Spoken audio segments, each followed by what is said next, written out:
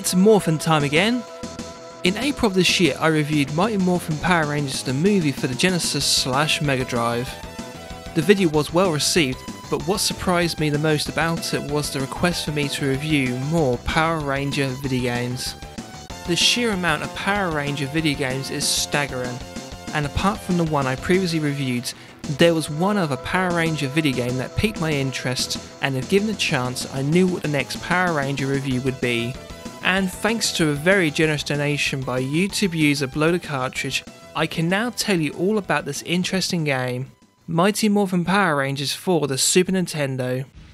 Mighty Morphin Power Rangers was made by Natsume, the people behind the Ninja Warriors series. Now that series consisted of two games, a multi-screen arcade game and a game of the same name for the Super Nintendo.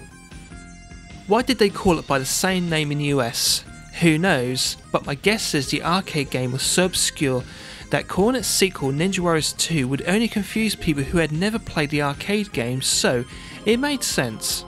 But Ninja Warriors The New Generation, as it was called in Europe, is a strange sounding name, but it makes sense considering we got the arcade game ported to just about every 8-bit computer over here in Europe.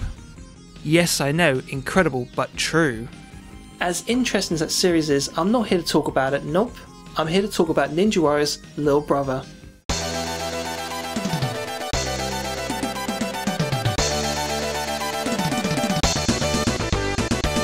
Like its big brother, this is also a one-playing beat-em-up. I find one-playing beat-em-ups to be more challenging compared to multi-playing beat-em-ups, as where you can go is restricted. With games like Double Dragon, Golden Axe and TMNT, if you get into trouble you can always just move up or down to temporarily get out of the way of the danger. The beauty of one-playing beat-em-ups is you don't have that luxury because the enemies just keep coming at you from either side, so you get no time out. You must repeatedly find ways to overcome them if you want any chance to survive. This game is very simple. You have one button to jump, another to attack, with not forgetting the bomb button that becomes available to you when you morph into a Power Ranger. At the beginning of each level you get to pick one out of the 5 original Power Rangers to play as. There's not that much difference between them in the unmorphed Ranger form, but just enough so you could have your favourite to play as. Most of the Rangers move at the same speed apart from Billy, who is super slow but has an awesome throw to make up for it. Just before an enemy attacks you there's a very slight pause in their movement, so at that moment just walk into them and press the punch button to throw them. Throws are a great way to damage enemies, especially if thrown in the direction of other bad guys. But when that's not an option you can always count on punching, and Zack has a great one. But sadly his kicks aren't so great. Because of their short range, it makes it difficult trying to connect them to enemies. Trinity and Kimberly are both very speedy, so if speed overpowers what you're looking for, then I would recommend them. My favourite Ranger was the Red Ranger, Jason, and why is that? Well, I felt he was the most balanced of the 5 Rangers, and the only one I was able to truly get comfortable playing as. I felt he nailed most areas well, from jumping, kicking and punching, and he moves at a good pace. But then again, that is my opinion, so play this for yourself and let me know what Ranger you enjoyed playing as. And now it's Morphin Time!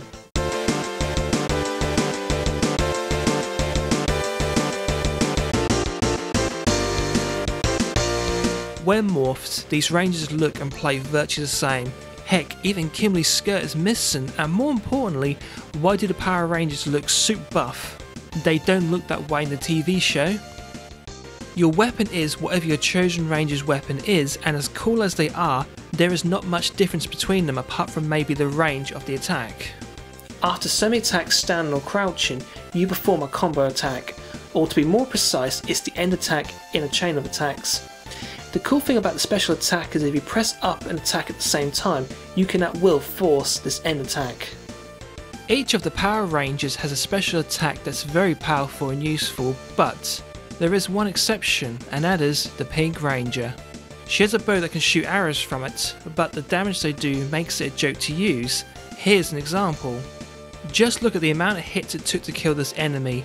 You might as well just not bother using it.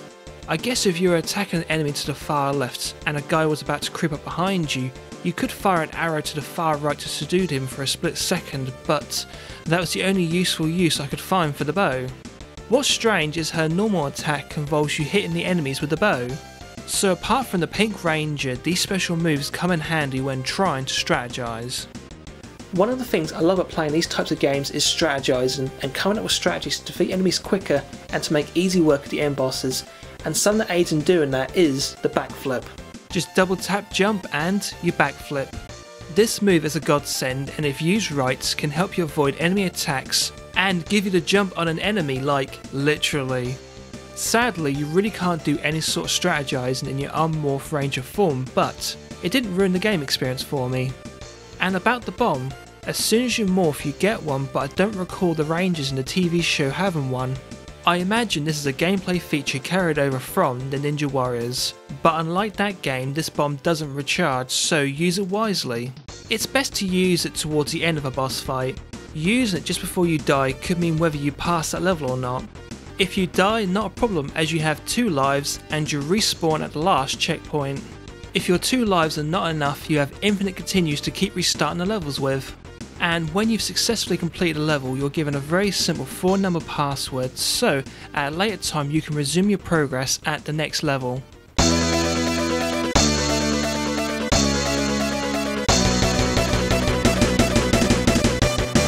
In my review of Mighty Morphin Power Rangers the movie for the Genesis/Mega Drive, my biggest complaint of the game was the levels went on for too long. I'm happy to say this game avoids this pitfall by breaking levels up. You start off the level in your Unmorph Ranger form, and about halfway through you morph into a Power Ranger, which shakes up the gameplay, but that's not all. About halfway into the second part of the level you're given more slightly different gameplay, like some Ninja Gaiden style wall jumping action.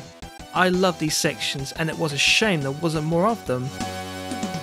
You also get a swimming section in level 3, some laser dodging in level 5, and if that wasn't enough, the last 2 sections are Megazord fighting action, and they were a blast to play.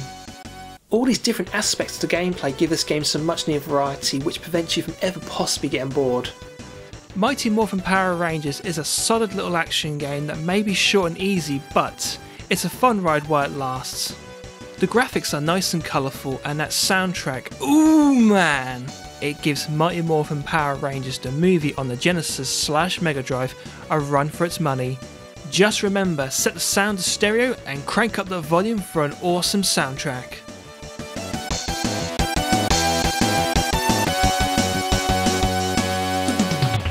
But going back to Natsume, how did they come to make this game for Bandai anyway?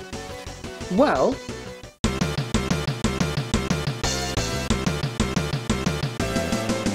Ninja Warriors was a critical success, but sadly not a financial one.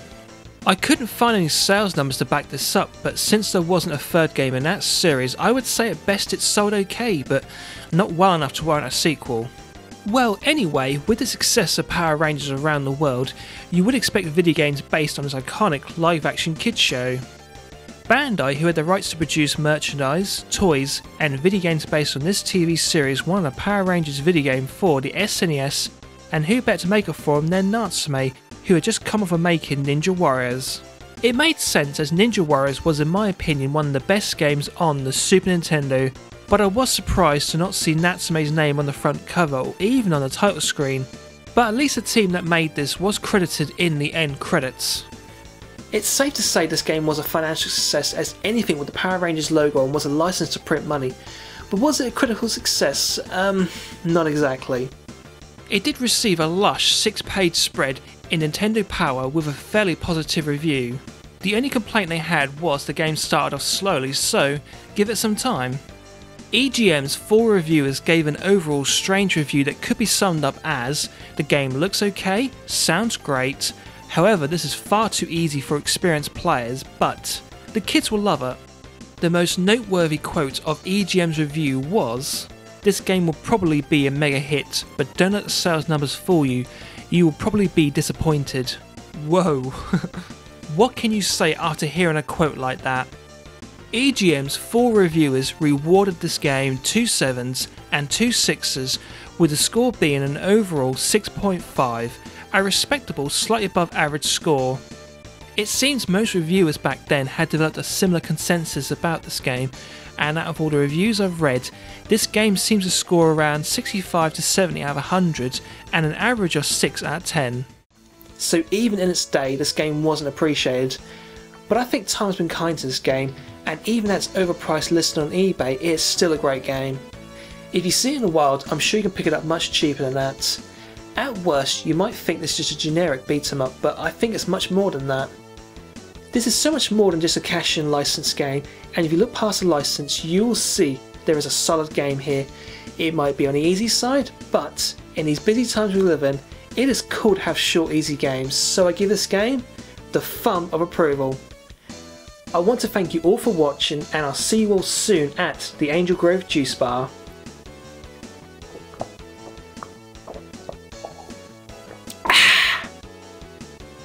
That is some good juice.